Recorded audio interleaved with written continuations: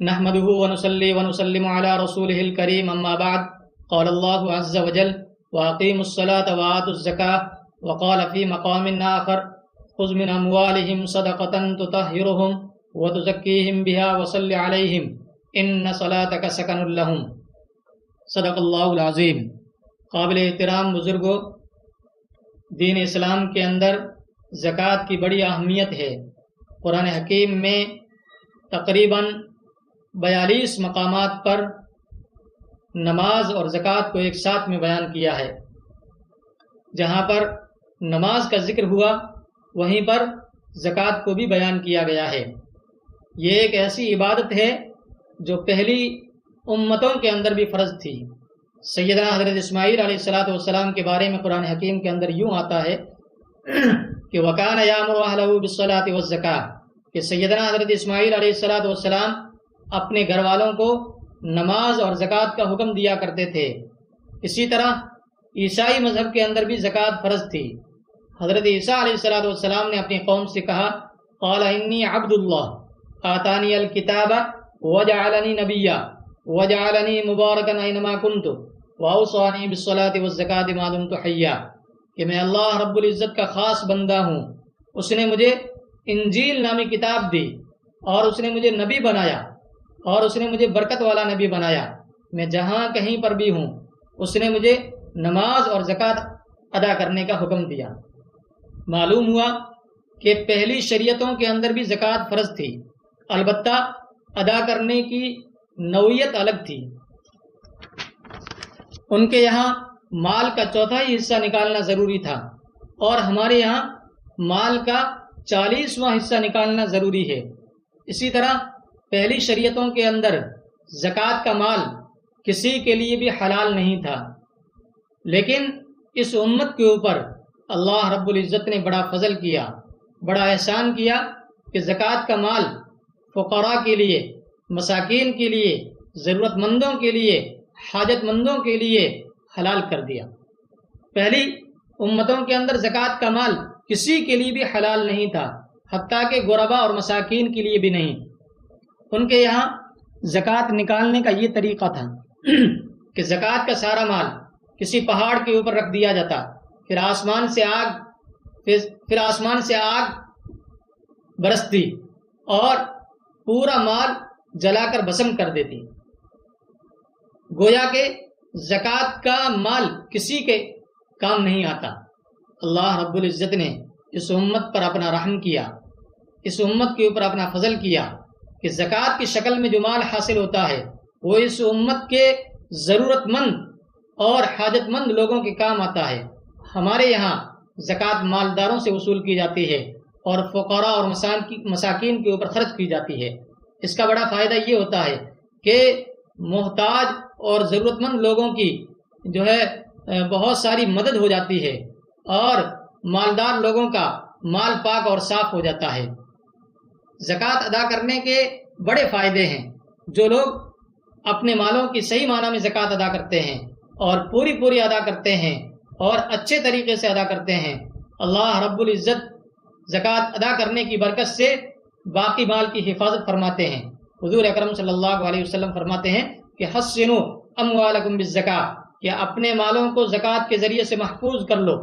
ایک دوسری حدیث میں نبی اکرم صلی اللہ علیہ وسلم نے اس طرح سے فرمایا کہ خشکی اور تری کے اندر کوئی مال اگر ضائع ہوتا ہے تو صرف اور صرف زکوٰۃ نہ ادا کرنے کی وجہ سے ہوتا ہے۔ جس مال کی پوری زکوٰۃ ادا کر لی جاتی ہے وہ مال اگر خشکی میں ہوتا ہے یا تری میں ہوتا ہے، زمین کے اوپر ہوتا ہے یا سمندر کے اندر ہوتا ہے، تب بھی اس مال کے ضائع ہونے کا اندیشہ کم ہوتا ہے۔ وہ مال کیونکہ اللہ تعالیٰ کی حفاظت میں ہوتا ہے، وہ مال کیونکہ اللہ تعالیٰ کی حفاظت میں ہوتا ہے، اس لیے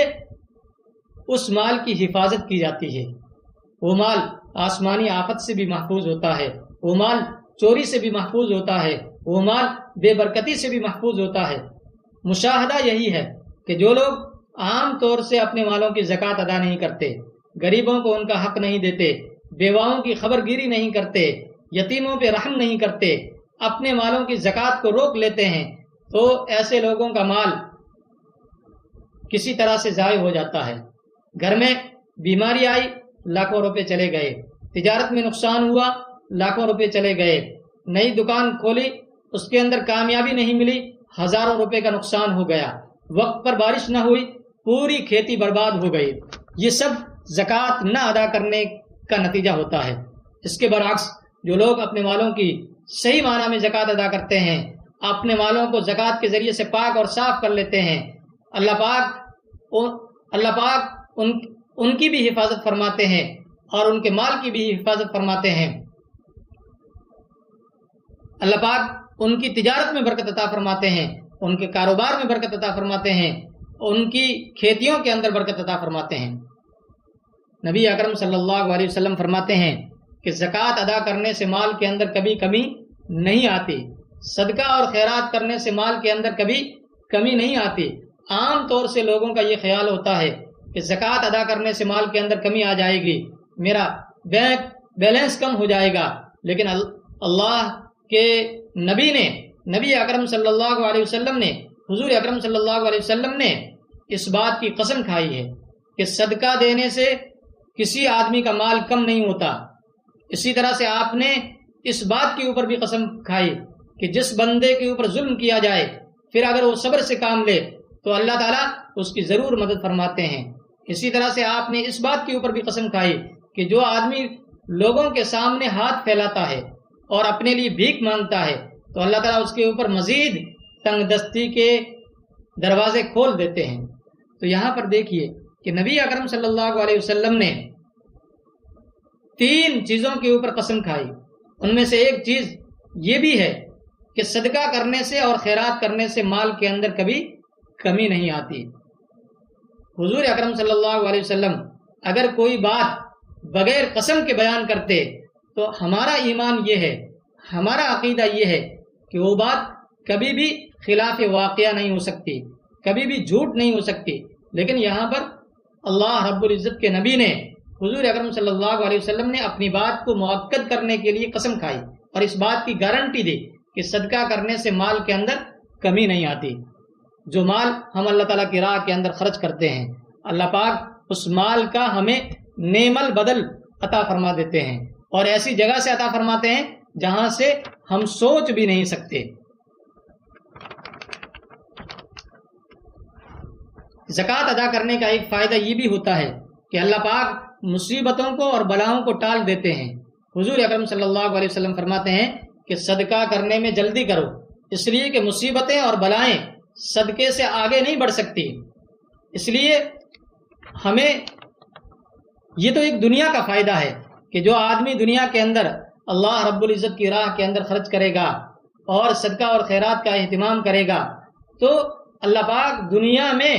اس کے لیے مصیبتوں کو اور بلاؤں کو ٹال دیں گے اور اس کی پریشانیوں کو ختم فرما دیں گے۔ یہ تو دنیا کا فائدہ ہے۔ اس کے علاوہ صدقہ اور خیرات کرنے سے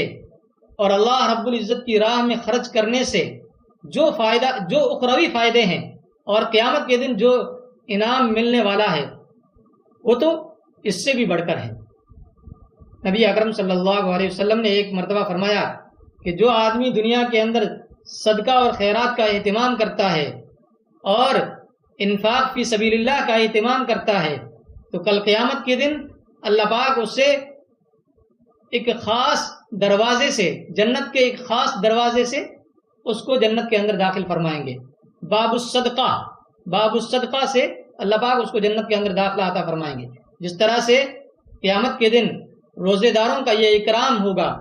کہ انہیں جنت کے ایک خاص دروازے سے یعنی باب الریان سے ان کو جنت کے اندر داخلہ ملے گا۔ اسی طرح سے جو اللہ رب العزت کی راہ کے اندر اپنا پاکیزہ مال اور اپنا عمدہ مال خرچ کرتے ہیں، اللہ پاک کل قیامت کے دن انہیں باب الصدقہ سے جنت کے اندر داخلہ عطا فرمائیں گے۔ اس کے علاوہ حدیث پاک میں یوں بھی آتا ہے کہ قیامت کے دن 7 قسم کے لوگ قیامت کے دن عرش الہی کے سائے میں ہوں گے۔ ان میں سے ایک شخص وہ بھی ہوگا جو دنیا کے اندر پوشیدہ طور پر، خفیہ طور پر صدقہ اور خیرات کا اہتمام کرنے والا ہوتا ہے۔ یعنی جو آدمی دنیا میں دکھاوے کے بغیر اپنا مال خرچ کرے گا اور پوشیدہ طور پر صدقے کا اہتمام کرے گا تو قیامت کے دن اللہ پاک اسے اپنے عرش الہی کے سایہ میں جگہ عطا فرمائیں گے۔ اس کے علاوہ حدیث پاک میں یوں بھی آتا ہے کہ قیامت کے دن یہ صدقہ ہمارے لیے حجت ہوگا۔ یہ دنیا میں ایسی تجارت ہے جس کا نفع آخرت کے اندر ہمیں ملنے والا ہے، اس لیے خوب جی بھر کے خوش دلی کے ساتھ میں ہمیں اللہ رب العزت کی راہ میں خرچ کرنے کا اہتمام کرنا چاہیے، اور اس ماہ مبارک کے اندر زیادہ سے زیادہ خرچ کرنے کا اہتمام کرنا چاہیے۔ نبی اکرم صلی اللہ علیہ وسلم کی سخاوت عام دنوں کے اندر بھی اس طرح سے ہوا کرتی تھی کہ حضرات صحابہ کرام رضوان اللہ علیہ مجمعین فرماتے ہیں کہ عام دنوں کے اندر بھی حضور کی سخاوت کا عالم یہ ہوا کرتا تھا کہ ہم اس کے اوپر تعجب کیا کرتے تھے، لیکن جب رمضان کا مہینہ شروع ہوتا تو آپ کی سخاوت ہوا کے تیز جھونکوں کے مانند ہو جاتی، جو بھی سائل آتا آپ اس کو نوازتے، جو بھی ضرورت مند آپ کے پاس میں آتا آپ اس کی مدد فرماتے۔ حضرت عائشہ صدیقہ رضی اللہ عنہا کے متعلق کتابوں میں لکھا ہے کہ ایک مرتبہ حضرت امیر معاویہ رضی اللہ عنہ نے ان کی خدمت کے اندر 1,80,000 درہم بھیجے، اتنی بڑی رقم انہیں تحفے میں دی، لیکن جب وہ رقم حضرت عائشہ صدیقہ رضی اللہ عنہ کے پاس میں پہنچی تو آپ نے وہ ساری رقم غریبوں کے اندر تقسیم کر دی، ضرورت مند لوگوں کے درمیان میں تقسیم کر دی۔ جب شام ہوئی تو اپنی باندی سے کہا کہ افطار کے لیے کچھ لاؤ، تو باندی نے ایک روٹی اور زیتون کا تیل پیش کیا۔ حضرت عائشہ صدیقہ رضی اللہ عنہ نے فرمایا کہ کیا اس کے علاوہ کوئی اور چیز بھی ہے؟ تو باندی نے کہا، اے حسنین کی ماں، جو مال آپ کو تحفے میں ملا آپ نے وہ سارا مال تقسیم کر دیا، اس میں سے تھوڑا سا حصہ بھی اگر آپ ہمارے لیے بچا کر رکھتی تو ہم لوگ اس سے افطار کرتے۔ تو آپ نے فرمایا کہ جو مال اللہ رب العزت کی راہ میں خرچ کر دیا وہ ہمیشہ کے لیے محفوظ ہو گیا۔ اتنی بڑی رقم 1,80,000 درہم، اتنی بڑی رقم آپ نے اس میں سے تھوڑا سا حصہ بھی اپنے لیے بچا کے نہیں رکھا۔ یہ حیرت انگیز سخاوت اور یہ ایثار کا جذبہ حضرات صحابہ کرام رضوان اللہ علیہ مجمعین کے یہاں تھا۔ حضرت علی رضی اللہ عنہ کے متعلق کتابوں میں لکھا ہے، روایتوں میں آتا ہے کہ ایک مرتبہ رمضان کا مہینہ تھا، کئی دن ہو گئے آپ کے گھر کے اندر کھانے پینے کی کوئی چیز نہیں تھی، کئی دنوں سے آپ کے گھر کے اندر فاقہ تھا، آپ مزدوری کے لیے نکلے، ایک باغ والے کے یہاں آپ نے رات بھر کام کیا، جب صبح ہوئی تو اس نے اجرت کے اندر تھوڑے بہت جو دیے، آپ اسے لے کر اپنے گھر آئے، اس میں سے تھوڑا سا حصہ نکالا، اس کو آپ نے چکی کے اندر پسوایا، پھر اس کے ذریعے سے کھانا بنوایا۔ جب آپ دسترخوان کے اوپر بیٹھے، کھانے کے لیے بیٹھے، اپنے اہل و عیال کے ساتھ میں بیٹھے، تو اتنے میں ایک مسکین دروازے کے اوپر آیا، اس نے دستک دی کہ اللہ کے نام پر دے دو، اللہ کے نام پر دے دو، تو آپ نے وہ سارا کھانا اس فقیر کو دے دیا۔ پھر اس کے بعد میں تھوڑے سے جو اور نکالے، آپ نے دوبارہ اس کو چکی کے اندر پسوایا، دوبارہ کھانا بنوایا۔ جب آپ کھانے کے لیے دسترخوان کے اوپر بیٹھے، اپنے اہل و عیال کے ساتھ میں بیٹھے، تو اتنے میں دروازے کے اوپر ایک یتیم نے دستک دی اور کہا کہ اللہ کے نام پر دے دو، تو آپ نے وہ سارا کھانا اس یتیم کو دے دیا۔ پھر اس کے بعد میں جو کا جو حصہ بچا ہوا تھا، آپ نے اس کو بھی جو ہے چکی کے اندر پسوایا اور پھر اس کے ذریعے سے کھانا بنوایا۔ اور جب آپ کھانا کھانے کے لیے اپنے اہل و عیال کے ساتھ میں دسترخوان کے اوپر بیٹھے تو دروازے کے اوپر کسی نے دستک دی، ایک قیدی نے سوال کیا، تو آپ نے وہ سارا کھانا اس قیدی کو دے دیا۔ یہ ادا اللہ رب العزت کو اتنی پسند آئی کہ فوراً قرآن حکیم کے اندر ایک آیت نازل ہوئی کہ وَيُطْعِمُونَ الطَّعَامَ عَلَىٰ حُبِّهِ مِسْكِينًا وَيَتِيمًا وَأَسِيرًا، کہ جو لوگ اللہ رب العزت سے محبت کرنے والے ہیں وہ اللہ رب العزت کی محبت کے اندر مسکین کو کھانا کھلانے والے ہیں، یتیم کو کھانا کھلانے والے ہیں، اور قیدی کو کھانا کھلانے والے ہیں۔ یہ حضرات صحابہ کرام کا ایثار تھا، یہ ان کے اندر سخاوت کا جذبہ تھا، اللہ رب العزت کی راہ میں خرچ کرنے کا یہ اس قدر جو ہے جذبہ تھا۔ آج ہم اللہ رب العزت کی راہ میں اپنا مال خرچ کرتے ہوئے دل کے اندر تنگی محسوس کرتے ہیں اور زکوٰۃ ادا کرنے کو اپنے لیے ایک طرح کا بوجھ سمجھتے ہیں، اور زکوٰۃ ادا کرنے کے اندر جو ہے ہم کوتاہی کرتے ہیں، حالانکہ یہ قرب قیامت کی علامت ہے۔ نبی اکرم صلی اللہ علیہ وسلم نے فرمایا کہ قرب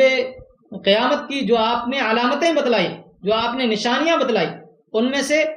ایک نشانی یہ بھی ہے کہ قیامت کے قریب لوگ زکوٰۃ کو بھاری من کے ساتھ میں ادا کریں گے اور زکوٰۃ کو اپنے لیے ایک طرح کا بوجھ سمجھیں گے اور زکوٰۃ کو روک لیں گے۔ حالانکہ زکوٰۃ ادا کرنا ہر مسلمان، ہر صاحب نصاب کے لیے ضروری ہے، فرض ہے۔ جس طرح سے نماز فرض ہے، اسی طرح سے زکوٰۃ کو ادا کرنا بھی فرض ہے۔ صاحب نصاب اس آدمی کو کہا جاتا ہے جس کے پاس میں 7.5 تولہ سونا یا 52.5 تولہ چاندی ہو، یا اس کے پاس میں اتنی رقم ہو کہ اس کے ذریعے سے 52.5 تولہ چاندی خریدی جا سکتی ہے، تو ایسا آدمی صاحب نصاب ہے۔ اس کے لیے اپنے مال کی زکوٰۃ ادا کرنا یہ ضروری ہے، اپنے پورے مال کا 40واں حصہ ادا کرنا اس کے لیے ضروری ہے۔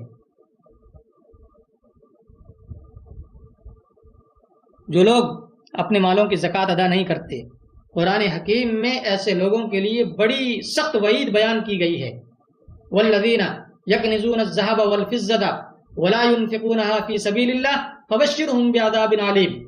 یوم یحمى علیها فی نار جہنم فتکوی بها جباہهم وجنوبهم وظہورهم ھذا ما کنزتم لانفسکم فذوقوا ما کنتم تکنزون، کہ جو لوگ سونے اور چاندی کو جمع کر کے رکھتے ہیں اور اللہ رب العزت کی راہ میں خرچ نہیں کرتے، انہیں دردناک عذاب کی بشارت اور خوشخبری سنا دیجئے، اور ان سے کہہ دیجئے کہ جس دن وہ سونا اور چاندی آگ میں تپایا جائے گا، پھر اس کے ذریعے سے ان کی پیشانیاں، ان کے پہلو، ان کے پشتوں کو داغا جائے گا، پھر ان سے کہا جائے گا کہ یہ وہی سونا ہے، یہ وہی چاندی ہے، یہ وہی خزانہ ہے جس کو تم دنیا میں اپنے لیے جمع کر کے رکھتے تھے، اور اب تم اس چیز کا مزہ چکھو جس کو تم دنیا میں اپنے لیے جمع کر کے رکھتے تھے۔ آج ہم جس مال سے محبت کرتے ہیں اور جس مال کو اپنی تجوری کے اندر جمع کر رہے ہیں، اللہ کے راستے میں دیتے ہوئے تنگی محسوس کرتے ہیں، اور اللہ کے راستے میں دیتے ہوئے ہم اس چیز کو اپنے لیے بوجھ محسوس کرتے ہیں۔ کل قیامت کے دن یہی مال جس سے ہم محبت کرتے ہیں ہمارا دشمن بن جائے گا۔